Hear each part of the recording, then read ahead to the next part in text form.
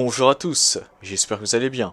Aujourd'hui, nous continuons l'aventure War of the Bounty Hunters avec le 12e numéro de la série de comics Bounty Hunters. Il me restera ensuite à faire des vidéos sur le 10e numéro de Dr. Aphra et sur le 12e numéro de Dark Vador, et nous en aurons alors terminé avec les préludes. Bien entendu, si vous n'avez pas encore lu le prélude du crossover, ou ma vidéo sur celui-ci, et les précédents numéros de la série de comics Bounty Hunters, je vous conseille de quitter la vidéo et de revenir une fois que ce sera fait. Sur ce, débutons.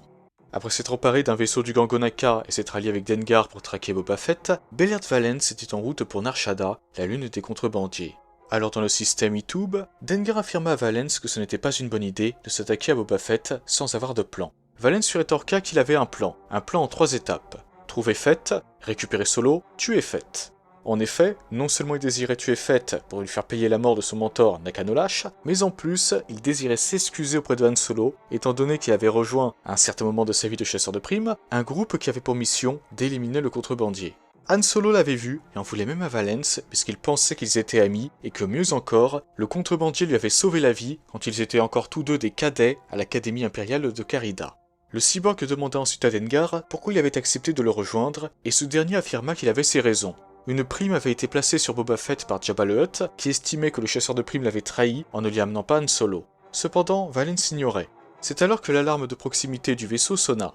Les 2 chasseurs de primes étaient poursuivis par un vaisseau, et le vaisseau en question n'était nul autre que le Mist Hunter, le vaisseau de Zuckuss et 4 LOM.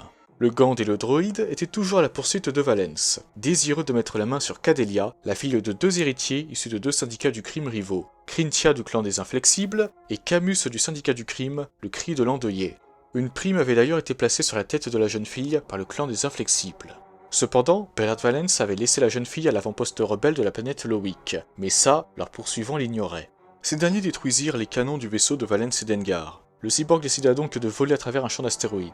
Cependant, le Mist Hunter avait réussi à les suivre, et Zuckuss en profita même pour endommager les propulseurs du vaisseau pirate. Quant à Valance et Dengar, ce dernier assomma le cyborg, et tandis que Zuckuss leur ordonnait une nouvelle fois de leur donner Cadelia, Dengar leur demanda de ne pas tirer, et leur expliqua que la fille qu'ils cherchaient n'était pas à bord de leur vaisseau.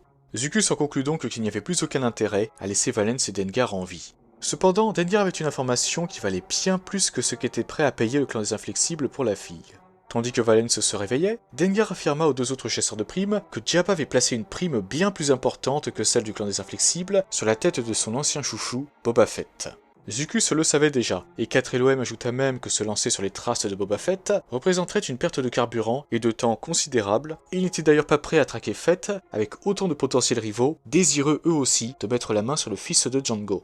Mais Dengar n'avait pas terminé. Contrairement à la plupart des autres chasseurs de primes, il savait précisément où se trouvait Fett. Après que Dengar leur eut transmis les coordonnées, Zuckuss et 4 LOM décidèrent donc de traquer Boba Fett, tout en laissant tranquilles Dengar et Valance.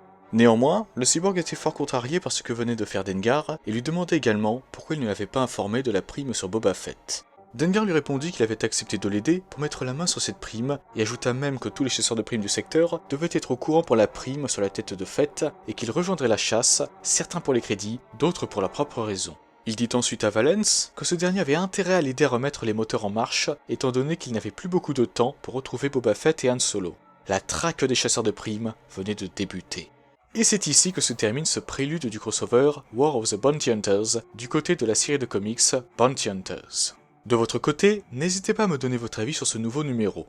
Sur ce, je vous souhaite une excellente journée ou une excellente soirée, que la force soit toujours avec vous, et moi je vous dis bye. Merci à toi d'avoir visionné cette vidéo. Si elle t'a plu, n'hésite pas à la liker et à la partager. Cela permet de soutenir la chaîne.